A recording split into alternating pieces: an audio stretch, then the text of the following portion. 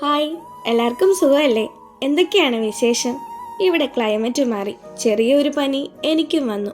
School കഴിഞ്ഞ് വീടെത്തി, പണ്ടത്തെ പോലെ കാണുന്നിടത്ത് ബാഗും വലിച്ചെറിഞ്ഞു. ഈ ബാഗ് എൻ്റെ കൂടെ കൂടിയിട്ട് ഒരുപാടായി. ഇവനെ മാറ്റി പുതിയത് വാങ്ങാനും സമയമായി. ഇതെനിക്ക് എൻ്റെ ഒരു ഫ്രണ്ട് ഗിഫ്റ്റ് തന്നതായിരുന്നു. അതിനാലാകണം ഉപേക്ഷിക്കാനും ഒരു മടി. രാവിലെ എണീറ്റു, നല്ല സെറ്റ് ബിരിയാണിയാക്കി.